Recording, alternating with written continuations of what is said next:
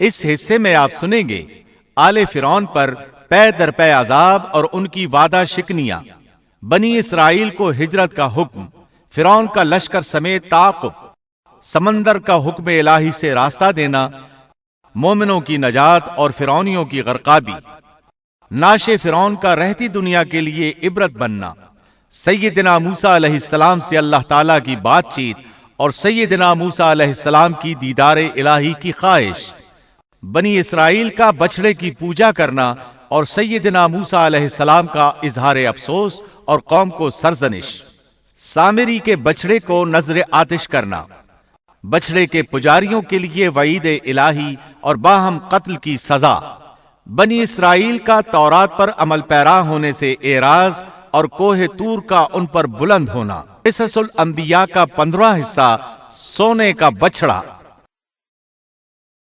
اس کے بعد مینڈک والا معجزہ شروع ہوا۔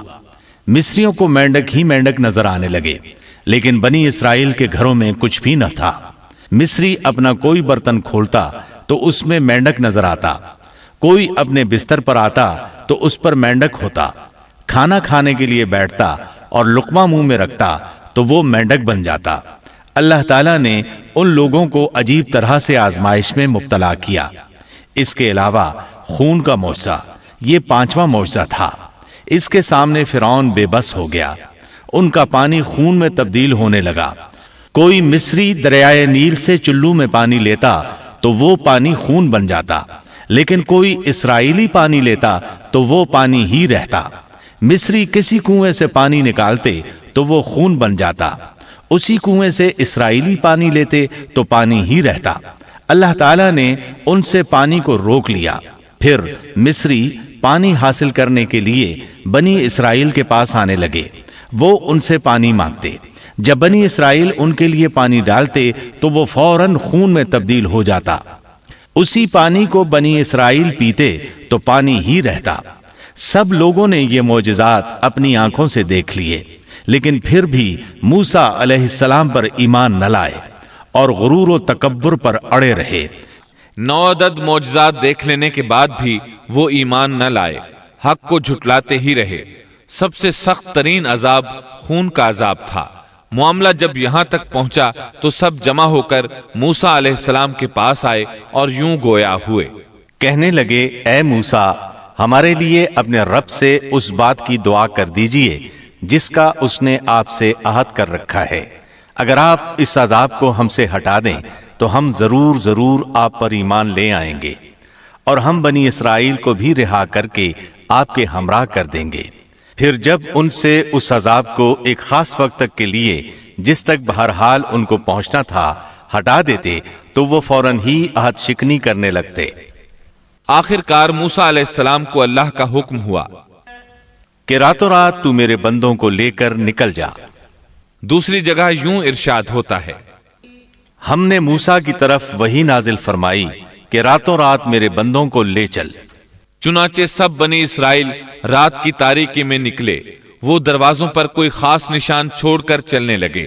رات کی تاریکی میں نکلنے کا حکم اس لیے دیا گیا تاکہ فرعون ان کے بارے میں کوئی فیصلہ نہ کر سکے۔ انہوں نے صبح ہونے کا انتظار نہ کیا۔ ان کی تعداد 6 لاکھ کے قریب تھی۔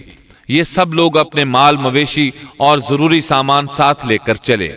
فلسطین کی طرف 6 لاکھ افراد کی یہ عظیم ہجرت تھی۔ فرعون کو صبح سویرے پتا چلا تو سوچ میں ڈوب گیا کہ اب ہماری خدمت کون کرے گا، ہماری غلامی کون کرے گا۔ اس کی حالت پاگلوں جیسی ہو گئی۔ آخر اس نے بنی اسرائیل کے تعاقب کا حکم دیا۔ اللہ تعالیٰ اس موقع پر سورۃ الشعراء آیات 57 تا 60 میں فرماتے ہیں، آخر کار ہم نے انہیں باغات سے اور چشموں سے اور خزانوں سے اور اچھے اچھے مقامات سے نکال باہر کیا۔ اسی طرح ہوا، اور ہم نے ان تمام چیزوں کا وارث بنی اسرائیل کو بنا دیا۔ پس فرعون کے لوگ سورج نکلتے ہی ان کے تعاقب میں نکلے، یعنی فرعون طلوع آفتاب کے وقت ہی ان کے تعاقب میں لشکروں کی تیاری کے ساتھ نکل کھڑا ہوا۔ موسیٰ علیہ السلام بنی اسرائیل کو لیے بحر احمر کے ایک کنارے پہنچے۔ بحر قلزم بحر احمر ہی کا ایک کنارہ ہے۔ انہوں نے پیچھے مڑ کر دیکھا، کیا دیکھتے ہیں کہ فرعون اپنے لاؤ لشکر کے ساتھ بھاگا آ رہا ہے۔ بنی اسرائیل گھبرا گئے کہ اب کیا ہوگا۔ سامنے ٹھاٹھے مارتا سمندر اور پیچھے فرعون اور اس کا لشکر۔ اللہ تعالیٰ اس موقع پر سورۃ الشعراء آیت 63 میں فرماتے ہیں، ہم نے موسیٰ کی طرف وحی بھیجی کہ دریا پر اپنا عصا مارو، پس اسی وقت دریا پھٹ گیا اور پانی کا ہر ایک حصہ بڑے پہاڑ کی طرح کھڑا ہو گیا۔ سمندر لاٹھی لگنے سے ایسا پھٹا کہ پانی کے 2 بڑے بڑے پہاڑ بن گئے، یعنی سمندر کے اندر خشک راستے بن گئے اور اطراف میں پانی کے پہاڑ کھڑے ہو گئے۔ اللہ تعالیٰ نے بھی فرما دیا، سورۃ طٰہٰ آیت 77 میں ہے کہ تو راتوں رات میرے بندوں کو لے چل اور ان کے لیے سمندر میں خشک راستہ بنا لے، پھر نہ تجھے کسی کے آ پکڑنے کا خطرہ ہوگا نہ ڈر۔ یہ سب کے سب ان راستوں سے پار چلے گئے۔ اب جو ہی فرعون وہاں پہنچا، پہلے تو ڈرا، سہما کہ یہ کیا ہوا۔ وہ بھی اور اس کے سب ساتھی بھی اس سوچ میں ہیں کہ کیا کریں، خوف زدہ تھے۔ ایسے میں فرعون کو خیال آیا کہ اگر موسیٰ اور بنی اسرائیل یہاں سے صحیح سلامت گزر گئے ہیں تو ہم کیوں نہیں گزر سکتے۔ اس کے ساتھ ہی اس نے اپنے گھوڑے کو سمندر میں داخل کر دیا۔ اس کے پیچھے اس کے سب ساتھی بھی داخل ہو گئے۔ ادھر بنی اسرائیل کا آخری آدمی سمندر سے نکل رہا تھا، دوسری طرف فرعون کا آخری آدمی سمندر میں داخل ہو رہا تھا۔ اللہ تعالیٰ سورہ طٰہٰ میں فرماتے ہیں، فرعون نے اپنے لشکروں سمیت ان کا تعاقب کیا، پھر تو سمندر ان سب پر چھا گیا جیسا کہ چھا جانے والا تھا۔ فرعون نے اپنی قوم کو گمراہی میں ڈال دیا اور سیدھا راستہ نہ دکھلایا۔ اللہ تعالیٰ فرعون کی موت کا منظر یوں بیان کرتے ہیں، اور ہم نے بنی اسرائیل کو دریا سے پار کر دیا، پھر ان کے پیچھے پیچھے فرعون اپنے لشکر کے ساتھ ظلم اور زیادتی کے ارادے سے چلا، یہاں تک کہ جب ڈوبنے لگا تو کہنے لگا کہ میں اس ذات پر ایمان لاتا ہوں کہ جس پر بنی اسرائیل ایمان لائے ہیں، اس کے سوا کوئی معبود نہیں اور میں مسلمانوں میں سے ہوں۔ لیکن جب موت کے مرحلے شروع ہوتے ہیں تو توبہ قبول نہیں ہوتی۔ اس نے جب یہ کہا کہ میں ایمان لاتا ہوں تو اللہ تعالیٰ نے جواب میں فرمایا، جواب دیا گیا کہ اب ایمان لاتا ہے اور پہلے سرکشی کرتا رہا اور مفسدوں میں داخل رہا، سو آج ہم تیری نعش کو نجات دیں گے تاکہ تو ان لوگوں کے لیے باعث عبرت ہو جو تیرے بعد ہیں، اور حقیقت یہ ہے کہ بہت سے لوگ ہماری نشانیوں سے غافل ہیں۔ مطلب یہ تھا کہ ہم تیرے بدن کو زمانہ گزرنے کے باوجود باقی رکھیں گے تاکہ تو لوگوں کے لیے عبرت کا سبب بنا رہے۔ اللہ تعالیٰ نے اس کے بدن کو باقی رکھا تاکہ لوگ عبرت پکڑتے رہیں اور وہ بعد والوں کے لیے نشانی بنا رہے۔ یہ اللہ تعالیٰ کی طرف سے اعلان ہے، لیکن لوگوں کی اکثریت اللہ تعالیٰ کی آیات سے غافل ہے۔ فرعون کی لاش آج بھی اہرام مصر یعنی مصر کے عجائب گھر میں موجود ہے۔ حدیث میں آتا ہے، سیدنا جبریل علیہ السلام نے نبی کریم صلی اللہ علیہ وسلم سے عرض کیا، اے اللہ کے رسول صلی اللہ علیہ وسلم، جس وقت فرعون غرق ہوتے ہوئے ایمان کا اظہار کر رہا تھا تو میں اس وقت اس کے منہ میں کیچڑ ڈال رہا تھا کہ کہیں وہ لا الہ الا اللہ نہ کہہ دے اور اللہ اس پر رحم فرما دے، لیکن اس کے منہ سے شہادت توحید کی بات نہ نکلی اور بوقت مرگ اللہ تعالیٰ نے اس کی توبہ قبول نہ کی۔ بنی اسرائیل اس کے ظلم سے نجات پا کر سمندر پار چلے گئے۔ ابھی تھوڑی ہی دور گئے ہوں گے کہ ان کا گزر ایک ایسی قوم کے پاس سے ہوا جو اپنے بتوں کی پوجا کر رہی تھی۔ سمندر پار آنے کے فوراً بعد انہوں نے یہ مناظر دیکھے، گویا فلسطین پہنچنے سے پہلے ہی انہوں نے میدان سینا میں لوگوں کو بتوں کے آگے جھکا دیکھ لیا۔ اللہ تعالیٰ سورۃ الاعراف آیات 138 تا 140 میں فرماتے ہیں، اور ہم نے بنی اسرائیل کو دریا سے پار اتار دیا، پس ان لوگوں کا ایک قوم پر گزر ہوا جو اپنے چند بتوں کی عبادت میں لگے ہوئے تھے۔ کہنے لگے، اے موسیٰ، ہمارے لیے بھی ایک ایسا ہی معبود مقرر کر دیجئے جیسے ان کے یہ معبود ہیں۔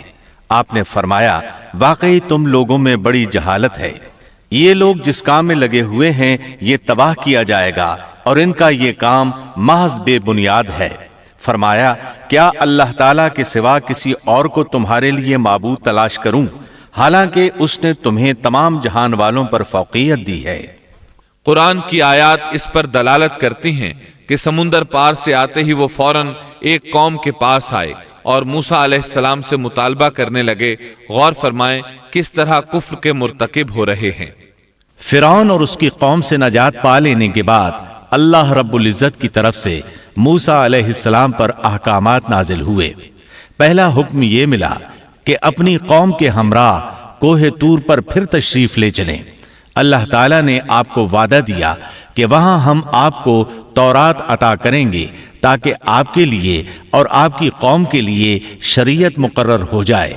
اللہ تعالیٰ سورۃ الاعراف آیت 142 میں فرماتے ہیں، وَوَاعَدْنَا مُوسَى 30 لَيْلَةً، اور ہم نے موسیٰ سے 30 راتوں کا وعدہ کیا۔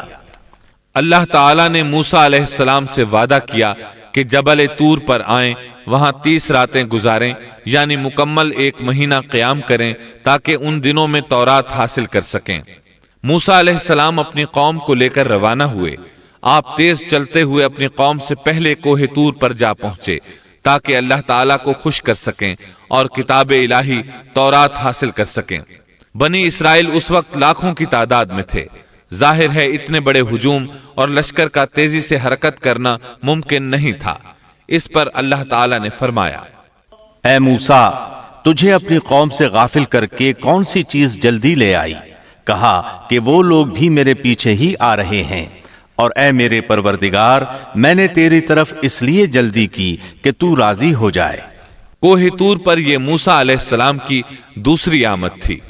دوسری بار بھی انہیں اسی بابرکت درخت کے پاس اللہ پاک سے ہم کلام ہونے کا شرف حاصل ہو رہا تھا۔ موسیٰ علیہ السلام کی رسالت کے مقاصد کا پہلا مرحلہ پورا ہو چکا تھا۔ بنی اسرائیل ذلت و رسوائی اور عذاب عظیم سے نکل آئے تھے۔ اب وہ آزاد فضا میں سانس لینے کے قابل تھے، لیکن ان کے دلوں میں شرک و بت پرستی کے پرانے اثرات باقی تھے۔ یہی وجہ ہے کہ سمندر سے نکلتے ہی انہوں نے بت پرستی کا مطالبہ کر دیا تھا، لہٰذا ضروری تھا کہ ان کی تربیت کی جائے۔ پھر تربیت کے لیے بھی کسی مفصل قانون اور ضابطے کا ہونا بہت ضروری تھا کہ اس پر عمل پیرا ہو کر آنے والے وقت کے لیے تیار ہو سکیں۔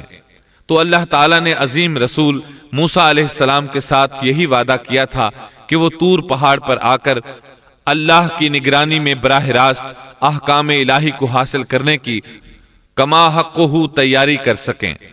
پہلے مدت 30 دن مقرر ہوئی تھی اور پھر 40 دن ہو گئی، جیسا کہ سورۃ الاعراف آیت 142 میں اللہ تعالیٰ فرماتے ہیں، اور ہم نے موسیٰ سے 30 راتوں کا وعدہ کیا اور مزید 10 راتوں سے ان 30 راتوں کو پورا کیا، سون کے رب کی مقررہ مدت 40 راتیں ہو گئیں۔ موسیٰ علیہ السلام اپنی قوم سے رخصت ہوتے وقت اپنے بھائی ہارون علیہ السلام کو اپنا خلیفہ بنا گئے تھے، جیسا کہ اللہ تعالیٰ سورۃ الاعراف آیت 142 میں فرماتے ہیں، اور موسیٰ نے اپنے بھائی ہارون سے کہا، تم میری قوم میں میری جانشینی کرنا اور ان کی اصلاح کرتے رہنا اور فساد کرنے والوں کی راہ پر مت چلنا۔ موسیٰ علیہ السلام اپنی قوم کو چھوڑ کر چلے گئے۔ انتظامی معاملات کے لیے ان میں ایک حاکم بھی مقرر کر گئے، یعنی اپنے بھائی ہارون کو، جو اللہ کے نبی تھے۔ ان 40 ایام میں موسیٰ علیہ السلام اپنے پروردگار سے براہ راست کلام کرتے رہے، یعنی درمیان میں وحی کا واسطہ بھی نہیں تھا۔ اللہ تعالیٰ بھی ان سے بغیر کسی واسطے کے کلام کرتے رہے۔ اسی وجہ سے آپ کا لقب کلیم اللہ ہے، یعنی اللہ سے کلام کرنے والا۔ اللہ سبحانہ و تعالی سورۃ النساء آیت 164 میں فرماتے ہیں، اور موسیٰ سے اللہ تعالیٰ نے صاف طور پر کلام کیا۔ جب موسیٰ علیہ السلام مقررہ وقت پر وہاں پہنچے اور اللہ تعالیٰ نے ان سے کلام کیا تو عرض کرنے لگے کہ اے میرے پروردگار، مجھے اپنا دیدار کرا دیجئے، میں آپ کو ایک نظر دیکھ لوں۔ ارشاد ہوا، تم مجھے ہرگز نہیں دیکھ سکتے، کیونکہ دنیاوی آنکھ میں اتنی طاقت و ہمت نہیں کہ وہ باری تعالیٰ کو دیکھ سکے، جیسا کہ سورۃ الانعام آیت 103 میں ارشاد ربانی ہے، اس کا تو کسی کی نگاہ بھی احاطہ نہیں کر سکتی، اور وہ سب نگاہوں کو محیط ہو جاتا ہے، اور وہی بڑا باریک بین اور باخبر ہے۔ حدیث معراج میں بھی ہے کہ جب ابو ذر رضی اللہ عنہ نے رسول اللہ صلی اللہ علیہ وسلم سے پوچھا حل رأیت ربک، یعنی کیا آپ نے اپنے رب کو دیکھا بھی ہے، تو آپ نے فرمایا تھا نور انا اراہ، یعنی وہ تو نور ہے، میں اسے کیسے دیکھ سکتا ہوں۔ اس حدیث مبارکہ سے بھی یہی ثابت ہوتا ہے کہ آپ نے اللہ کا دیدار نہیں کیا، جیسے اللہ تعالیٰ نے موسیٰ علیہ السلام سے فرما دیا تھا کہ تو مجھے نہیں دیکھ سکتا۔ ابو موسیٰ اشعری رضی اللہ عنہ سے مروی ایک روایت میں ہے کہ نبی اکرم صلی اللہ علیہ وسلم نے فرمایا حجابه النور وفي رواية النار لو كشفها لأحرقت سبحات وجهه ما انتهى إليه بصره من خلقه۔ اس کا تو کسی کی نگاہ بھی احاطہ نہیں کر سکتی، اور وہ سب نگاہوں کو محیط ہو جاتا ہے، اور وہی بڑا باریک بین اور باخبر ہے۔ مطلب یہ کہ اللہ سبحانہ و تعالی کا نور اور جلوہ برداشت کرنے کے لیے بہت طاقت کی ضرورت ہے، اور ہم اس سے محروم ہیں۔ کسی میں یہ طاقت نہیں کہ اس نور کو دیکھ سکے۔ اللہ تعالیٰ موسیٰ علیہ السلام کے سوال کے جواب میں سورۃ الاعراف آیت 143 میں فرماتے ہیں تم مجھے ہرگز نہیں دیکھ سکتے، لیکن تم اس پہاڑ کی طرف دیکھو، اگر وہ اپنی جگہ پر برقرار رہا تو تم بھی مجھے دیکھ سکو گے۔ پھر جب ان کے رب نے اس پر تجلی فرمائی تو اسے ریزہ ریزہ کر دیا، اور موسیٰ بے ہوش ہو کر گر پڑے۔ پھر جب ہوش میں آئے تو عرض کیا بے شک آپ کی ذات پاک ہے، میں تیرے حضور توبہ کرتا ہوں، اور میں سب سے پہلا ایمان لانے والا ہوں۔ سیدنا عبداللہ بن عباس رضی اللہ عنہما بیان کرتے ہیں کہ اللہ تعالیٰ نے صرف اور صرف ہاتھ کی سب سے چھوٹی انگلی کے پورے کے برابر اپنا نور ظاہر فرمایا تھا۔ جس پہاڑ پر اللہ تعالیٰ نے تجلی فرمائی تھی وہ طور پہاڑ کے علاوہ کوئی اور پہاڑ تھا۔ وہ کس قدر عجیب اور ہولناک منظر ہوگا کہ اس دنیا کا ایک عظیم اور مضبوط پہاڑ باری تعالیٰ کے نور کی ایک ہلکی سی جھلک برداشت نہ کر سکا اور ریزہ ریزہ ہو گیا اور بھربھری ریت بن گیا۔ موسیٰ علیہ السلام یہ منظر دیکھ رہے تھے۔ بہت حیرت انگیز اور عجیب منظر تھا۔ مضبوط پہاڑ حرکت میں آیا اور ریزہ ریزہ ہو گیا، چنانچہ آپ ہوش و حواس قائم نہ رکھ سکے اور بے ہوش ہو گئے۔ ہوش میں آئے تو فوراً اپنے سوال پر شرمندہ ہوئے، غلطی کا اعتراف کرتے ہوئے معافی کے طالب ہوئے۔